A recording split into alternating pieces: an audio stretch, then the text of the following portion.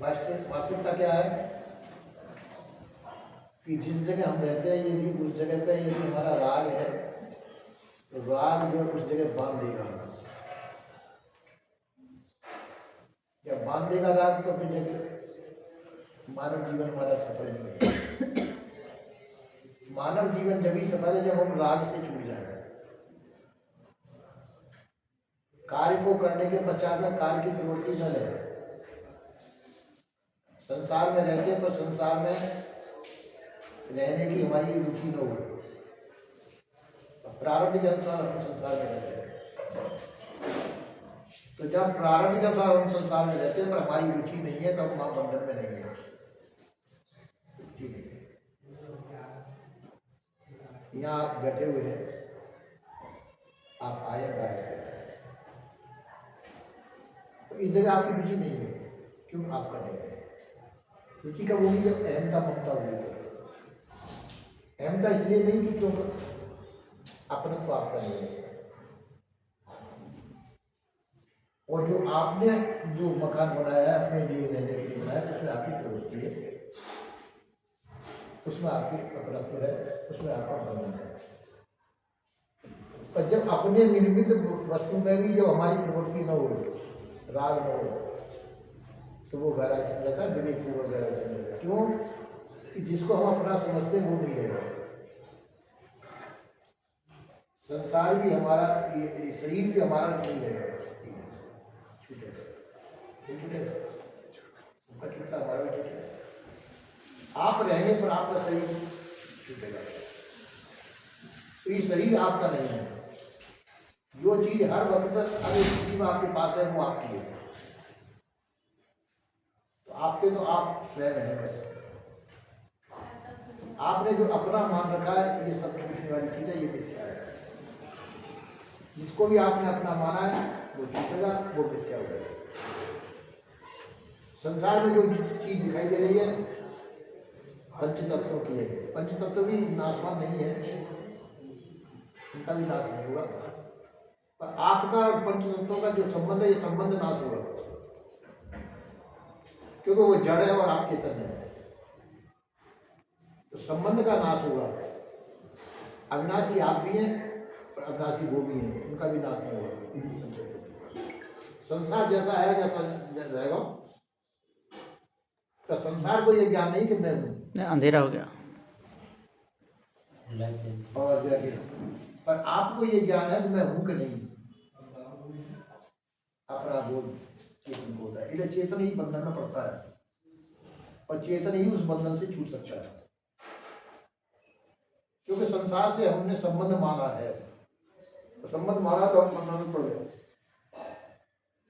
इस मान्यता को खत्म कर दे तो वो बंधन हमारा टूट गया। तो बंधन में पढ़ना न पढ़ना आपके ऊपर निर्भर है। हम अपनी स्वेच्छा से बंधन में पढ़ते हैं और स्वेच्छा से बंधन से छूट सकते हैं। हम सोचते हैं कि कहते ये बंधन छुड़ाने वाला कोई परमात्मा छुड़ाएगा, परमात्मा की इच्छा से बंधन छूटेगा, परमात्मा कोई नहीं छुड़ाने वाला। पहले तो परमात्मा ही आपकी कल्पना है, तो परमात्मा को आपने देखा नहीं। जिसको आपने देखा नहीं उससे संबंध कैसा तो काल्पनिक हुआ है। परमात्मा काल्पनिक हुआ जिसको आपने देखा नहीं, और काल्पनिक परमात्मा से आपने संबंध जोड़ लिया तो वो मिथ्या हुआ। तो इसी प्रकार से इस बंधन के अंदर हम पड़े हुए हैं, मिथ्या बंधन में। और जब काल्पनिक बंधन के अंदर पड़ करके इस शरीर को छोड़ करके दूसरा शरीर धारण करेंगे, संबंध भी काल्पनिक ही है। जहाँ जहाँ आपने संबंध जोड़े उन जगह कर्म बनेंगे आपके, और वो कर्म ही बंधन दे करके अगला जन्म में आपको अगला शरीर धारण कराएंगे। और आदिकाल से इस प्रकार से जन्म मरण का चक्कर चला रहा है। आपका ना जन्म होता है ना मरण होगा आपका, आप अविनाशी है।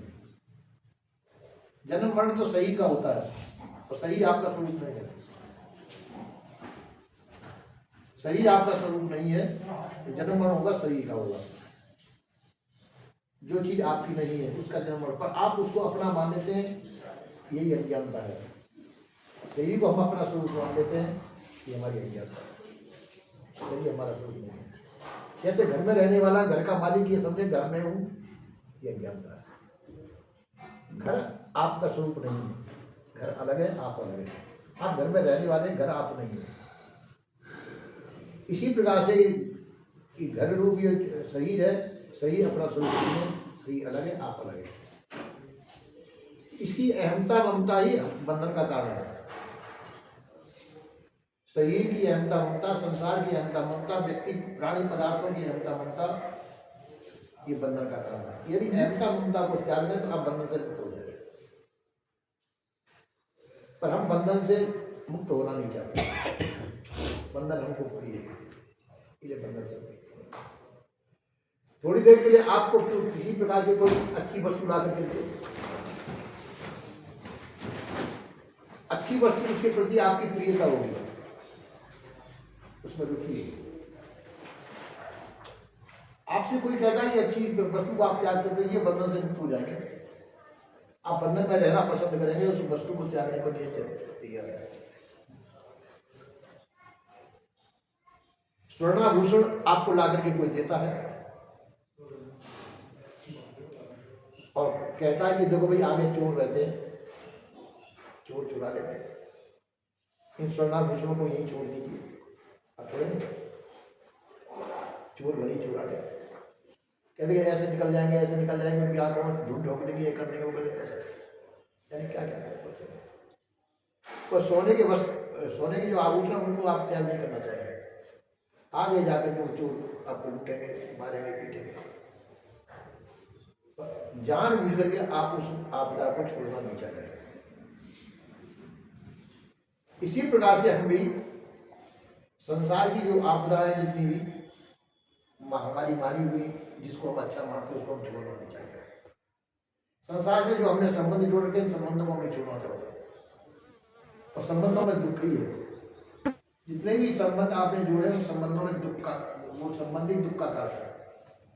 जहाँ जहाँ संबंध है, जैसे ये हरिद्वार की तरफ कोई मेला पड़ा था, लोग आ गए थे तो बहुत लोगों की मृत्यु हुई वहाँ। तो जिन जिन के व्यक्ति वहाँ पे गए थे उनको यहाँ चैन नहीं पड़ता था कि शायद हमारा व्यक्ति वो लौट के आए या नहीं आए, कहीं हमारा व्यक्ति तो उस आपदा में नहीं पड़ गया। और वहाँ तो हजारों लोग थे, लाखों लोग जाते हैं, और लाखों लोग जाते हैं, लोगों आपको अपने प्रति, अपने व्यक्ति के प्रति वो क्यों हुआ और दूसरे हजारों मरे? तो उससे हमने अपनापन मान रखा है। अपनापन मानने की दृष्टि से हमारे को उसका दुख है। भगवान से प्रार्थना करते हैं, भगवान हमारा वो व्यक्ति का कुछ न बिगड़े, उससे सही के नाम पर जाए। इसी प्रार्थना को सबके लिए करते तो ज्यादा अच्छा था कि सभी सुकुशल रहे, सभी प्रसन्नता पूर्ण लौटे और सबके प्रति आपकी अपनत्वपन नहीं था। तो अपने व्यक्ति के प्रति ही हमारा अपनत्वपन है। यही अहमता ममता, उसके प्रति ममता भी हमारी, अहमता ममता ही बंधन का कारण है। और ये दोनों ही मिथ्या है। अहमता ममता हमारी मिथ्या है, बंधन का कारण होती है। संत गुरुजन कहते हैं कि यदि अहमता ममता का त्याग करके आप संसार में रहे तो संसार आपके लिए देखने वाला नहीं है।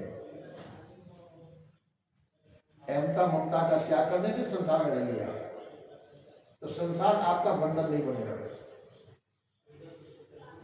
जब अहमता ममता दोनों मिथ्या हैं, आपकी कोई वस्तु है नहीं, आपकी वस्तु आपसे कभी छूटेगी नहीं। और जो आपकी नहीं है, जिसमें आपको, जिसको आपने अपना मन रखा, वो कभी रह नहीं सकती है। आपने संसार से संबंध माना, संबंध सभी टूटने वाले हैं, आपके पास कोई रह नहीं। जब शरीर छूटने वाला है, शरीर से संबंध जोड़ रखा आपने, तो शरीर के संबंधी लोग आपके पास कैसे रहेंगे? इस मिथ्या संबंधों का जो अहम है, ये हमको बांधता है। तो ज्ञानी जन जो है विवेक पूर्वक इस मिथ्या बंधनों का त्याग कर देते हैं, इस अहमता ममता का त्याग करके मुक्त स्थिति में, शरीर तो है उनका, तो शरीर को अपना नहीं मानते थे। शरीर प्रारंभ बन गया, बना उनके कर्मों से ही है, पर जो बन गया जो बन गया, पर शरीर हमारे से भिन्न है, शरीर जड़ है और मैं चेतन हूँ, ये उनको बोध रहता है। शरीर नाश होगा, कार्य पूरा जाएगा, शरीर का नाश हो जाएगा, ये वो जानते हैं।